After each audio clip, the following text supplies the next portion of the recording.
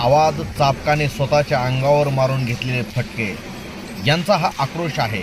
पिंपरी चिंचवड महानगरपालिकेने लोकभावना आणि लोकप्रतिनिधीच्या भावनेच्या विरोधात जाऊन जो काही निर्णय घेतलेला आहे त्या निर्णयाविरुद्ध या ठिकाणी लोकशाहीची आणि महापालिका सभागृहाची पायमल्ली केलेली आहे। नियम पायदळी तोडून हा निर्णय घेतलेला आहे। तो निर्णय काय? पुनावळे येथील महानगरपालिकेचा भूखंड खाजगी शिक्षण संस्थेला देऊन जो मनमानी कारभार केलेला आहे त्या मनमानी कारभाराच्या विरोधात स्वतःच्या अंगावर प्रातिनिधिक स्वरूपात चाबकाने फटके मारून आत्मक्लेश केला जातोय। लक्ष्मी आईचं मंदिर डोईवर पोतराज उघड्या अंगावर फटके मारून घेतोय। याचाच अर्थ लोकशाहीला फटके मारलेले आहेत। पुनावळे, ताथवडे आणि वाकड येथील लोकप्रतिनिधींचं न ऐकता सत्ताधारी आणि विरोधक लोकप्रतिनिधी नगरसेवक विरोध करत असताना आणि जनसामान्यांची भावना होती की या भूखंडावर महानगरपालिकेने स्वतः शाळा उभी करून त्या ठिकाणी गोरगरीब, कष्टकरी, कामगार आणि नोकर वर्गातले लोक असतील, सामान्य नागरिकांचे मुलं मुली असतील, त्या ठिकाणी चांगल्या प्रकारे सरकारी शाळेतून, महानगरपालिकेच्या शाळेतून उत्तम शिक्षण घेतील अशी उत्तम CBSEची शाळा उभी करावी अशी मागणी असताना देखील खाजगी शिक्षण संस्थेच्या घशात हा भूखंड कवडीमोलदाराने का घातला गेला हा प्रश्नचिन्ह उपस्थित करण्यासाठी लोकांचा आक्रोश, लोकप्रतिनिधींचा आक्रोश आणि सामान्य माणसांची भावना व्यक्त करण्यासाठी मोठ्या प्रमाणात जागर मोर्चा काढून त्या ठिकाणी शिवसेना उद्धव बाळासाहेब ठाकरे पक्षाच्या वतीनं पिंपरी चिंचवड शहराध्यक्ष चेतनांना पवार यांच्या मार्गदर्शनाखाली हा मोर्चा काढण्यात आला। यामध्ये माजी आमदारासह इतर कार्यकर्ते, पदाधिकारी उपस्थित होते। प्रचंड संख्येमध्ये नागरिक उपस्थित होते। जाणून घेऊया चेतनांना पवार यांची प्रतिक्रिया। खरं तर या झोपलेल्या प्रशासनाला जाग यावी म्हणून आज आम्ही पूर्ण पिंपरी चिंचवड शहर शिवसेना उद्धव बाळासाहेब ठाकरे गटाच्या वतीने आज या ठिकाणी जागर मोर्चाचं आयोजन केलं होतं। मी आपल्या प्रसार माध्यमांच्या माध्यमातून सुद्धा आम्ही या मागच्या वेळेस सांगितलं होतं की पुनवळे येथील जो भूखंड आहे खरं तर तो संपूर्ण भूखंड हा 200 गुंठ्याचा होता, परंतु तब्बल फक्त 91 गुंठे जमीन ही महानगरपालिकेची आणि ती अशी अविस्तृत असताना जी 91 गुंठे महानगरपालिकेच्या ताब्यात आली ती महानगरपालिकेला खाजगी संस्थेला जी ऑक्सफर्ड जी संस्था आहे त्या संस्थेला देण्याचा एवढा घाट का घातला गेला? खरं तर त्या संस्थेला देण्यासाठी खरं तर आमच्या येथील 4 कॉर्पोरेटर होते, त्यांनी देखील या ठिकाणी विरोध केला। आपण पाहिला असेल भाजपच्या बऱ्याचशा नगरसेवकांनी जे सत्ताधारी आहेत त्यांनी देखील तो भूखंड देण्यास विरोध केला होता। राष्ट्रवादी यांनी फक्त बघायची भूमिका घेतली, कारण आम्ही पहिल्या दिवसापासून सांगतोय की राष्ट्रवादी ही भाजपचीच बी टीम आहे, त्यांना पूर्ण सहकार्य करणारी आहेत। जर या सगळ्यांचा विरोध होत असताना आयुक्ताला नेमकं कोणाचा दबाव होता आणि विशेष म्हणजे महापौरांना कोणाचा दबाव होता की महापौरांनी हा प्रस्ताव घाईघाई मंजूर केला?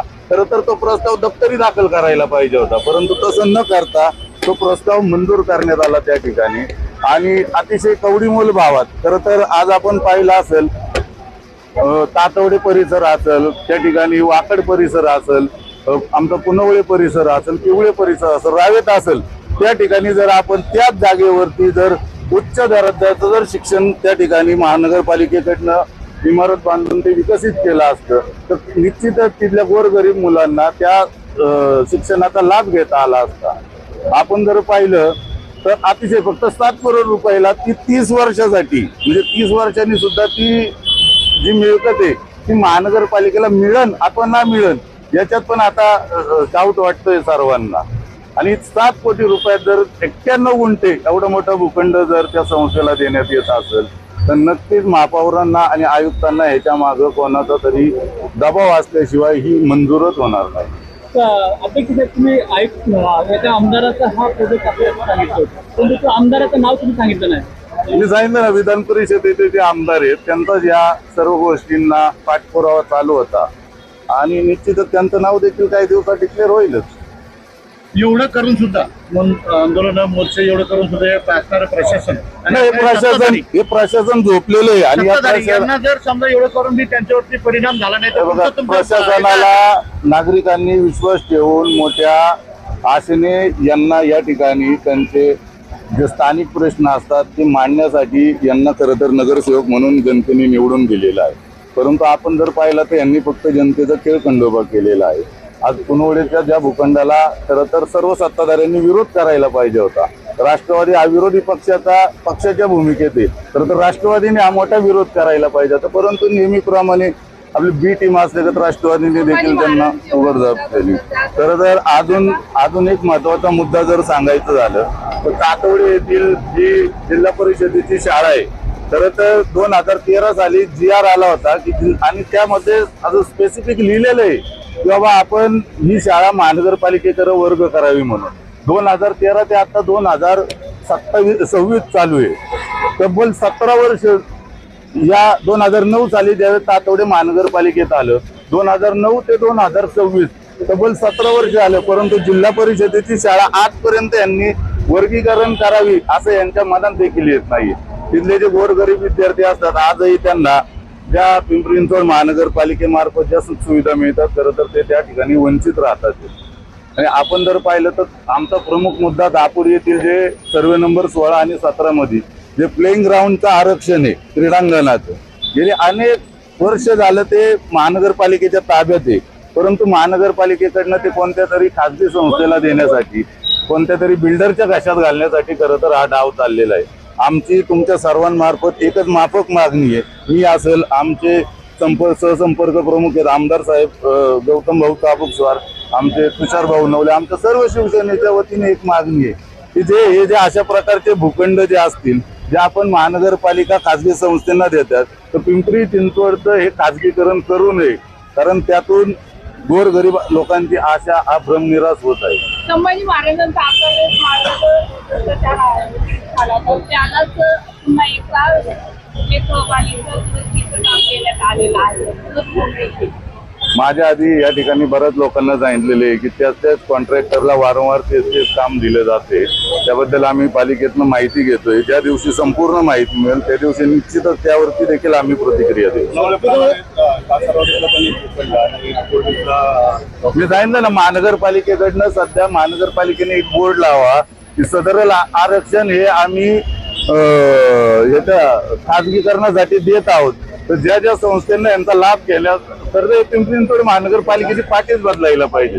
पिंपरी चिंचवड महानगरपालिकेऐवजी इथं असं यांनी दुकान उघडलगत केलेलं आहे तेव्हा आमचे जे आरक्षित भूखंड आहेत ते आम्ही भाडे तत्वावरती देत आहोत म्हणून. आणि ज्या ज्या संस्थेला ज्या ज्या मोठमोठ्या कारभाऱ्यांना याचा लाभ घ्यायचा आहे त्यांनी यांचा त्वरित लाभ घ्यावा असे फलक लावण्यात यावा. करत अध्यक्ष 25 भाजपच्या नगरसेवकांनी विरोध करून देखील महापौरांनी हा ठराव मंजूर केला आहे. हा प्रयत्न माझ्या मते तुम्ही आम्ही निश्चितच माझं आणि आमदार साहेबांचं देखील काल रात्री या विषयावरती बोलणं झालेलं आहे. आमदार साहेबांनी देखील सांगितलेलं आहे की जर आपल्या मागण्या मान्य झाल्या नाही आणि आता जीबीच्या ठरावानंतर आयुक्तांकडे जे स्पेशल अधिकार असतात त्या अधिकारात देखील जर त्यांनी हा प्रश्न हाणून पाडला नाही तर निश्चितच याच्यावरती आम्ही न्यायालयीन प्रक्रिया तर पार पाडूच, परंतु या ठिकाणी आम्ही आंदोलन केल्याशिवाय आंदोलन म्हणजे बेमुदत उपोषण केल्याशिवाय या ठिकाणी ते असं कुठल्याही याच्यात लिहिलेलं नाही की या महासभेचं लाईव्ह प्रक्षेपण हे दाखवलंच गेलं पाहिजे. तर त्या दिवशी नक्की महापौरांना आणि आयुक्तांना कोणाचा दबाव होता की त्यांनी बंद केलं म्हणून. तो अधिकार खरं तर प्रक्षेपण बंद करण्याचा हा महापौरांना आहे. तर तुम्ही हा प्रश्न महापौरांना विचारा की बाबा कोणाच्या दबावाखाली तुम्ही ते बंद केलेले. याच प्रश्नाला धरून सर लाईव्ह प्रशिक्षण पंच बंद केलं. सत्ताधारी आणि विरोधक दोन्हीही नगरसेवकांचा या भूखंडाला खाजगीकरणाला विरोध असताना हा प्रस्ताव जर पारित होत असेल तर यावर सांगितलं ना, खरं तर एवढ्या मोठ्या विरोधानंतर हा विषय दप्तरी दाखल केलाच गेला पाहिजे होता. हो, याच्या पलीकडे हास्यास्पद बाब आहे.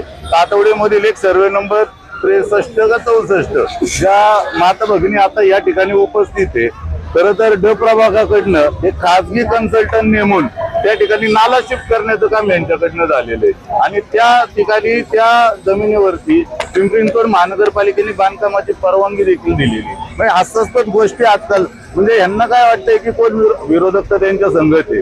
सर्वसामान्य जनतेला लुटण्याचं काम या पिंपरी चिंचवड महानगरपालिकेतील आयुक्त आणि या सत्ताधाऱ्यांकडनं चाललेलं आहे.